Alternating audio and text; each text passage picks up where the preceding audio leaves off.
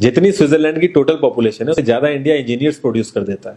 उसके बाद भी रिसर्च एंड इनोवेशन में स्विट्जरलैंड नंबर 1 पे है। इंडिपेंडेंस के बाद से रिपब्लिक ऑफ इंडिया ने 0 नोबेल लॉरियट्स प्रोड्यूस किए इन साइंस।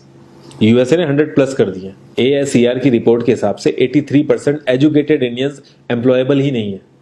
और ये जो सुंदर पिचाई सत्या नदेला की हम बात करते हैं, इन्होंने भी आगे चल के अपनी एजुकेशन बाहर से ही करी है। और ये सारी चीजें जो मैं बोल रहा हूँ ना, इसका रूट कॉज फाइंड आउट करने के लिए हमें थोड़ा सा पीछे जाना पड़ेगा। जब ब्रिटिशर्स हम पे रूल कर रहे थे तो ईस्ट इंडिया कंपनी के सामने 2 मेजर चैलेंजेस थे।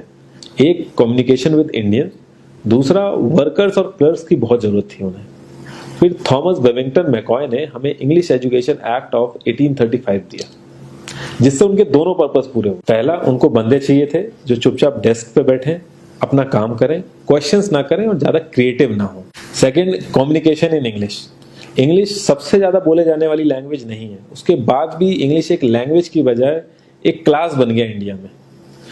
रशिया, चाइना, फ्रांस, ये सब जगह इतना ऑब्सेशन नहीं है इंग्लिश को लेके जितना इंडिया में है। पुअर कम्युनिकेशन बोला जाता है अगर आपकी इंग्लिश अच्छी नहीं है, जबकि इंग्लिश ना आने का मतलब है कि आपको कोई और लैंग्वेज आती है। 5 साल पुराना iOS भी आज की डेट में आउटडेटेड माना जाता है। लेकिन इतनी इंपॉर्टेंट चीज हमारा एजुकेशन सिस्टम आज भी बस थोड़े से चेंजेस के साथ ऐसे ही चल रहा है। हमारे एजुकेशन सिस्टम में रटने का कंपटीशन होता है, जो ज्यादा रट लेता है उसके ज्यादा मार्क्स आते हैं। अब 95% जिसके संस्कृत में आए हैं वो भी संस्कृत नहीं बोल पा रहा है। और बेसिक हिस्ट्री होने की बजाय इतनी मोटी मोटी किताबें हैं हिस्ट्री की जिसका कोई मतलब नहीं है। अगर आज की डेट में आपको कुछ भी पता करना, आप गूगल से पता कर लोगे, उसके लिए आपको याद करने की जरूरत नहीं है इतना कुछ। और ये गवर्नमेंट स्कूल में हर क्लास में इंग्लिश का सब्जेक्ट है। 12-12 साल लगाने के बाद भी लोग इंग्लिश नहीं बोल पा रहे हैं। और बिना किसी बुक को पढ़े 5 साल का बच्चा सीख लेता है, क्योंकि उसको वैसा एनवायरमेंट मिल जाता है। A+B का whole square is equal to A² + B² + 2AB।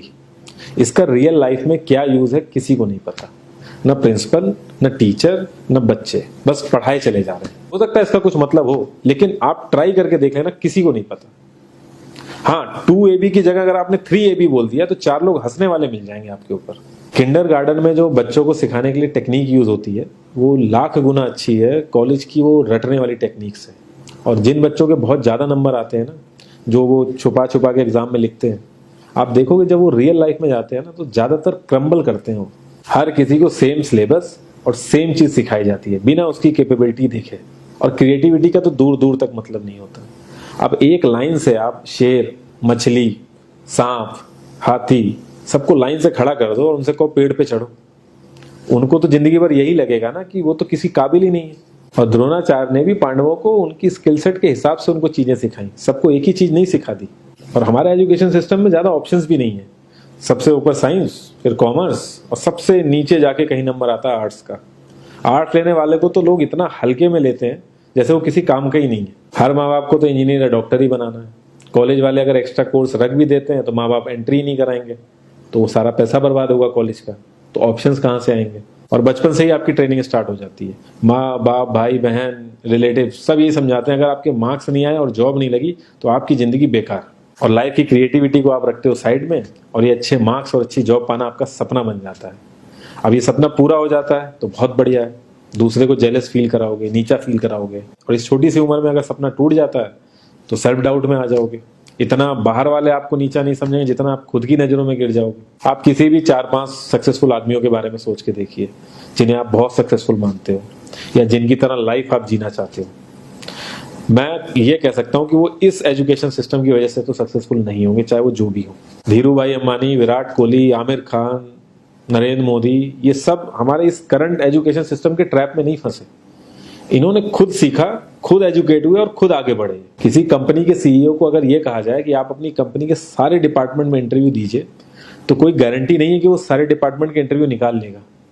और ये भी हो सकता है कि वो आधे से ज्यादा डिपार्टमेंट के लिए क्वालिफाई ना करे एजुकेशन वाइज, लेकिन वो पूरी कंपनी चला सकता है। तो ये जो एक स्किल है, इसके बारे में बात क्यों नहीं होती? लोग अपनी 25% से ज्यादा जिंदगी इस करंट एजुकेशन सिस्टम में लगा देते हैं ताकि अपने से कम पढ़े लिखे आदमी की कंपनी में जाके उसके सपने पूरे कर सकें। इंडिया का जो करंट एजुकेशन सिस्टम है, अगर वो इतना ही अच्छा है तो जो भी सेलिब्रिटीज हैं, पॉलिटिशियंस हैं, वो अपने बच्चों को बाहर क्यों भेज रहे हैं पढ़ने के लिए? इनफैक्ट पॉलिटिशियंस के साथ तो ऐसा करना चाहिए, जिस एरिया से वो जीते हो उसी एरिया के गवर्नमेंट कॉलेज में उनके बच्चे को पढ़ना कंपलसरी हो जाए, तभी वहां के गवर्नमेंट कॉलेज सुधर सकते हैं। 368 प्यून की जॉब के लिए 1.5 लाख ग्रेजुएट और 24,968 पोस्ट ग्रेजुएट ने अप्लाई किया। मैं IAS PCS की तो बात नहीं करता हूँ, वो तो एक पैशन की बात होती है, लेकिन कुछ लोग 5-5, 6-6 साल से तैयारी कर रहे हैं कि कोई भी गवर्नमेंट जॉब मिल जाए उन्हें। उनसे पूछोगे क्यों ऐसे इतने टाइम से लगे हुए हो, तो वो एक ही चीज़ बोलेंगे कि जॉब सिक्योर है। मतलब आप काम नहीं भी करोगे तो आपको निकाला नहीं जाएगा। ये सारी कामचोरी वाली बातें माइंड में इसीलिए आती हैं क्योंकि हमारा जो करंट एजुकेशन सिस्टम है वो इतना कॉन्फिडेंस ही नहीं देता है कि हम अपनी स्किल के दम पे कहीं जाके काम करें और हमें निकलने का डर ना हो। मैं आने वाले 10 साल की तो बात ही नहीं कर रहा हूँ, अगर मैं आने वाले 5 साल की भी बात करूं तो टेक्नोलॉजीज में इतना ज़्यादा चेंजेस आ जाएगा कि जो आज हम पढ़ रहे हैं, जिस स्किल पे हम फोकस कर रहे हैं, पता नहीं वो रेलेवेंट भी होगी कि नहीं उस समय। Cloud computing, SEO, digital marketing, ये सब जॉब्स पहले एग्जिस्ट ही नहीं करती थी। हम लोगों को एजाइल होना पड़ेगा, नई नई चीज़ों को सीखने के लिए ओपन रहना पड़ेगा, क्रिएटिव माइंड लगाना पड़ेगा।